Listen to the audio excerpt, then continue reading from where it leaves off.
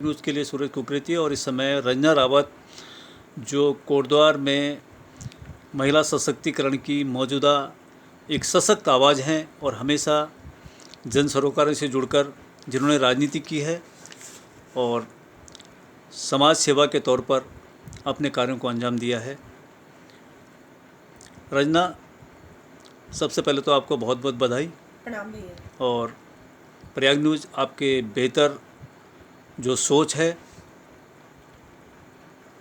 और उस सोच के अनुरूप आपकी मंगलमय भविष्य की कामना करता है। धन्यवाद।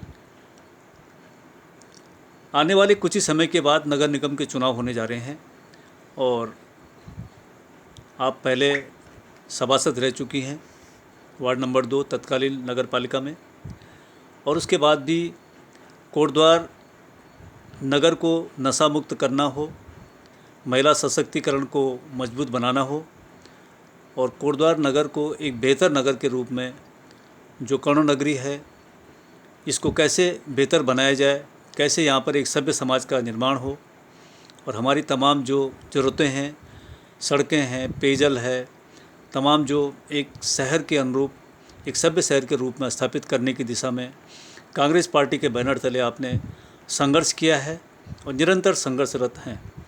तो आगामी नगर निगम के चुनाव में आप स्वयं को किस रूप में देखती हैं और कैसे राजनीतिक सफ़र को आगे बढ़ाएंगी? आपका बहुत बहुत धन्यवाद। और आगामी नगर निगम के चुनाव में देखते हैं पार्टी का क्या दिशा निर्देश होता है। और मेरा तो यही मानना है कि हम लोग किस प्रकार से अपने कोटद्वार को एक रोल मॉडल के रूप में पूरे उत्तराखंड में उसका नाम रोशन करें और पूरे भारतवर्ष में, क्योंकि राजा भरत की जन्मस्थली और ऋषिकर्ण की तपोस्थली है हमारा कोटद्वार शहर, और एक बहुत बड़ा नाम है जो कि इतिहास के किसी पन्नों में खोया हुआ है। तो हम यही चाहते हैं कि अपने कोटद्वार का नाम हम पूरे भारतवर्ष में इसका परचम फैलाएं। और मेरा यही मानना है कि यहाँ की जो छोटी छोटी जो समस्याएं हैं, सबसे पहले अगर हम नगर निगम में आते हैं तो हम पॉलीथीन उन्मूलन का जो मेरा एक सपना था कि हम किस तरीके से हम कोटद्वार शहर को पॉलीथीन से निजात दिलाएं, वो कार्यक्रम हम स्टार्टअप करेंगे। किस तरीके से हम यहाँ से जो आवारा पशु हैं जो दिन रात लोगों की एक परेशानी का सबब बने हुए हैं और किसी न किसी को वो चोटिल कर रहे हैं, तो उससे हम कैसे निजात दिलाएं अपने कोटद्वार वासियों को। आप देख रहे होंगे कि अधिकतर पता नहीं कहाँ से आ रहे हैं ये जो बंदर हैं, ये बाहर से हमारे कोटद्वार शहर में फेंके जा रहे हैं और इतना आतंक फैलाया हुआ है इन बंदरों ने कि लोग अगर मॉर्निंग वॉक में भी जा रहे हैं तो वो बुजुर्ग महिलाओं को घायल कर दे रहे हैं। तो ये एक बहुत बड़ी समस्या है बंदरों की भी, जिसने अभी तक किसी ने इसके तरफ कोई इसकी आवाज़ नहीं उठाई है इन सबको ख़त्म करने के लिए। और एक बहुत नगर बड़ा निगम का कार्यकाल 5 साल का रहा है यहाँ पर और कांग्रेस के एक बहुत ही प्रतिष्ठित महिला और पूर्व मंत्री सुरेंद्र सिंह नेगी जी की धर्मपत्नी श्रीमती हेमलता नेगी जी यहाँ पे मेयर रही हैं। काफ़ी सौम्य स्वभाव की रही, उन्होंने कोशिश करी है, लेकिन सरकार और राज्य सरकार और नगर निगम के आपस में जो कोऑर्डिनेशन न बन पाना भी उसका एक बड़ा कारण रहा है कि कोटद्वार की समस्याओं का समाधान नहीं हो पाया। तो सभी की जिम्मेदारी जैसे बनती कि है। मौजूदा दौर में कोटद्वार की बहुत बड़ी आवाम रंजना रावत को मेयर के रूप में देखना चाहती है। लोगों की एक आकांक्षा है, बहुत से लोगों की, कि अगर कोटद्वार में रंजना रावत मेयर बनते हैं तो कोटद्वार को बहुत कुछ, जो जिस तरह से उन्होंने बिना कुछ किसी पद के बहुत कुछ कोटद्वार के लिए कोशिश की है और लगातार प्रयासरत है, तो उसी परिप्रेक्ष्य में हम आपसे पूछना चाह रहे हैं कि कोटद्वार नगर निगम को किस तरह से बेहतर रूप में स्थापित किया जा सकता है, चाहे वो पर्यावरण के क्षेत्र में हो, एक टूरिज्म के क्षेत्र में हो। कर्ण नगरी कर्णाश्रम एक जो है बहुत ही प्राचीन नगर है और गेटवे ऑफ सेकंड उत्तराखंड इसको कहा जाता है। जी, मैं आपसे पूर्व में भी कहा मैंने कि एक नई सोच और एक नई उमंग के साथ हम लोग कोटद्वार शहर जो है हमारा कर्ण नगरी कोटद्वार को हम एक नई दिशा में ले जाएंगे। और जो जो समस्याएं हैं, ज्वलंत जो समस्याएं हैं, हमारे कोटद्वार शहर की आवारा पशु हो गए, हमारे बंदरों से हमें निजात दिलानी है, हमें पॉलीथीन से अपने कोटद्वार को मुक्त करना है। आप देख रहे होंगे कि कोटद्वार में जो मोटर नगर का जो मौत का कुआं बना हुआ है, जो अभी तक भी किसी उस पर इम्प्लीमेंटेशन कुछ भी नहीं हो रखा है, तो उसके लिए हम लोग कुछ ना कुछ उचित कदम उठाना चाहते हैं। पार्किंग की बहुत बड़ी समस्या, अगर मोटर नगर का जो समस्या है वो सॉल्व होगी तो हमारी पार्किंग की समस्या भी बहुत हद तक सॉल्व होगी। आप देख रहे होंगे कि टूरिज्म को लेकर एक बहुत बड़ा हिस्टोरिकल आपका रामनगर के लिए सड़क बंद है, हाँ, रामनगर के लिए सड़क लाल बंद ढांग है, के लिए आपके सड़क नहीं लाल बन ढांग पाई है। चिल्लरखाल ढांग नहीं बन पाया है। तो हम तो अभी बहुत छोटे, अभी तो कुछ है नहीं, लेकिन ये बहुत बड़ी तो कोटद्वार तो अतिशयोक्ति हो टापू बनता जाएगी। जा रहा है। हाँ, ये अतिशयोक्ति हो जाएगी अगर मैं कुछ बोलूँगी तो। मैं अगर नगर निगम क्षेत्र तक ही बात करूँगी तो वो ज़्यादा अच्छा होगा, क्योंकि मोटर नगर का मैंने मुद्दा इसलिए उठाया आपके पास क्योंकि वो नगर पालिका के दौरान ही ये मौत का कुआं बना है ये, और अभी तक जो भी चेयरमैन बना है उन्होंने वहाँ पे कोई भी उचित कदम नहीं उठा ये पाए। 2008 से 2011 के बीच में बिल्कुल मोटर नगर का बिल्कुल गड्ढा बना है। बना है।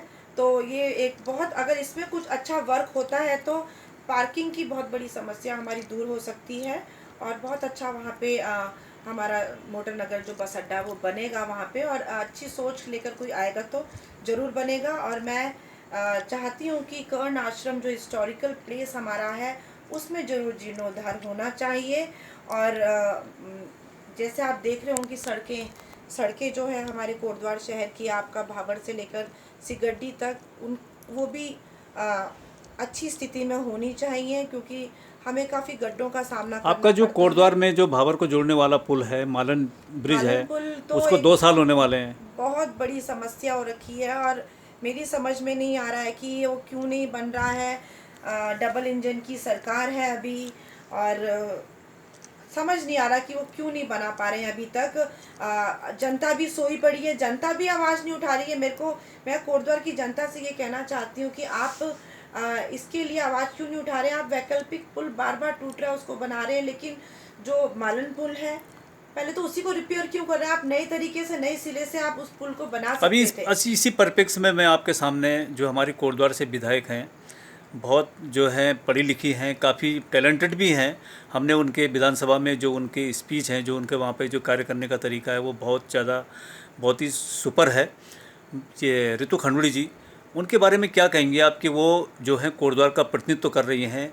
आखिर क्या कारण है कि पुल भी नहीं बन पाया है, बहुत सी समस्याएं रह गई हैं। हालांकि नदियों पे जो है प्रोटेक्शन सुरक्षा दीवार बन गई है, एक प्रयास उनका बेहतर रहा है। क्या कहेंगे उनके बारे में आप? मैं आदरणीय बड़ी दीदी विधानसभा अध्यक्ष हमारी रितु खंडूरी जी से यही आह्वान करना चाहती हूँ, एक सिटीजन होने के नाते, कोटद्वार की सिटीजन होने के नाते ये कहना चाहती हूँ कि आप भाबर का पुल, जो मालन पुल है, उसको जल्द से जल्द उसमें कार्य तो हो रहा है लेकिन बहुत धीमी गति से हो उसमें रहा भी है। समय लगना है हाँ, उसमें। तो मैं यही कहना चाहती हूँ कि आप कम से कम, ये बरसात तो निकल ही चुकी है, लेकिन जो नेक्स्ट जो बरसात है उसके आने से पहले आप ये पुल को जरूर तैयार कीजिए, और ठोस तरीके से तैयार कीजिए। और कर्ण आश्रम का जो हमारा जो वैकल्पिक मार्ग है उसको भी आप अच्छी तरीके से बनाइए, ताकि अगर कोई समस्या हमें इस रूट से आती है तो हमारा एक जब तक रूट ये से पुल बनता होना है तब तक चाहिए। वो रास्ता ठीक बनना वो चाहिए, रास्ता कर्णाश्रम का जो और रास्ता वहाँ है। पे रास्ता बन तो रहा है, टाइल्स लग रही है, लेकिन 2 जगह पुलियों का निर्माण होना चाहिए वहाँ पे, क्योंकि बारिश आती है तो फिर वो रास्ता ब्लॉक हो जाता है। तो जहाँ पे पुलिया की ज़रूरत है तो वहाँ पे वो 2 पुलियाँ भी ज़रूर बननी चाहिए, और इस तरीके से वो काम करें तो अच्छा होगा, क्योंकि वो एक बहुत बड़ी पोस्ट में हमारे कोटद्वार की विधायिका वहाँ पे बैठी, विधानसभा अध्यक्ष भी हैं, तो हमारे लिए सम्मान फर्स्ट की बात वीमन है। ऑफ उत्तराखंड स्पीकर हैं वो। हमारे लिए बहुत सम्मान की बात है कि कोटद्वार शहर से वो बनी है और विधानसभा अध्यक्ष है, तो उनको कोटद्वार के लिए स्पेशल पेन तो लेना ही पड़ेगा, जो अभी तक कुछ कार्य धरातल में नहीं नज़र आ रहा है मुझे। और मौजूदा सरकार पर क्या कहेंगे आप? जो मौजूदा सरकार सरकार तो अभी बहुत वादे तो बहुत बड़े बड़े किए थे उन्होंने कि बेरोजगार हम नहीं, तो रोजगार जो जिन दिलाएंगे, बच्चों को इन्होंने आउटसोर्सेज से लगाया था उनको सबको बाहर कर दिया है। बाहर कर दिया है, आउटसोर्सेज से लगाया था, बच्चे बिल्कुल बेरोजगार हो रखे हैं, दर दर की ठोकर। आप कह रहे आयुर्वेदिक विश्वविद्यालय में बच्चे बहुत लगे थे, उनको भी सब बिल्कुल बाहर कर दिया 8-9 साल की सब सर्विस जगह के से बाद। बच्चों को आउट कर दिया है, जो थोड़ा बहुत अपनी आजीविका चला रहे थे। आज अगर हमारे छोटे बच्चे अगर कोई टेस्ट दे रहे हैं, कोई कॉम्पिटिटिव एग्ज़ाम दे रहे हैं, तो वो भी पेपर लीक हो जा रहे हैं, तो बच्चे कहाँ जाएं, मेरी समझ नहीं आ रहा।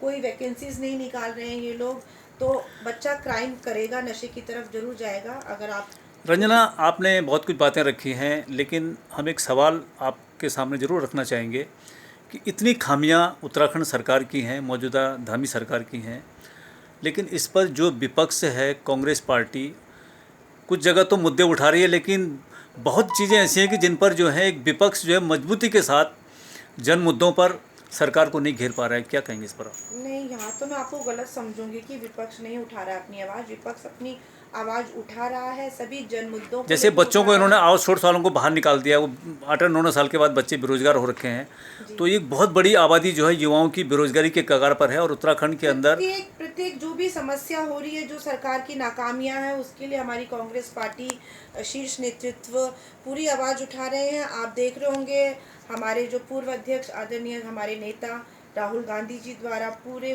भारतवर्ष में भारत जोड़ो जो यात्रा थी, वो एक बहुत बड़ा, अगर किसी ने की है गांधी जी के बाद, महात्मा गांधी जी के बाद, तो वो राहुल गांधी जी ने करी है। और वो एक बहुत बड़ा बूस्टर मैं लोकल स्तर की बात कर रहा हूँ, पार्टी मैं के लोकल था। स्तर की बात और कर रहा हूँ। वही अगर लोकल स्तर की बात आप कोटद्वार में कर रहे हैं, तो कोटद्वार में भी जिला कांग्रेस कमेटी, आपकी नगर कांग्रेस कमेटी दिन रात सभी मुद्दों को बड़े गर्मजोशी से उठा रही है। और अंकिता भंडारी के लिए कोई भी अगर सत्ताधारी कोई आया हो, तो आप बता दीजिए मुझे कि उस बच्ची के लिए कोई उठ के आया हो, या फिर कोई पुल जो हमारा मालन पुल टूटा है उसके लिए कोई आया हो। तो ये सारे मुद्दे हमारी कांग्रेस पार्टी द्वारा उठाए जा रहे हैं।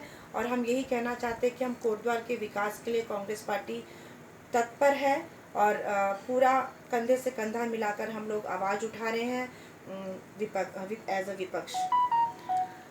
धन्यवाद रंजना, आपका हमारे साथ जुड़ने के लिए। आपने बहुत कुछ बातें रखी हैं, बेबाकी से रखी हैं, और आप जैसी नेत्रियों से, आप जैसी जन सरोकारों से जुड़े जो महिला सशक्तिकरण की आवाज़ है, उनसे यही उम्मीद है कि उत्तराखंड राज्य का सपना जो शहीदों ने देखा था, 42 शहीदों ने, जिसमें 2 बहनें भी थी हमारी, हंसा धनी और बेलमती चौहान, जिन्होंने अपनी शहादत दी है।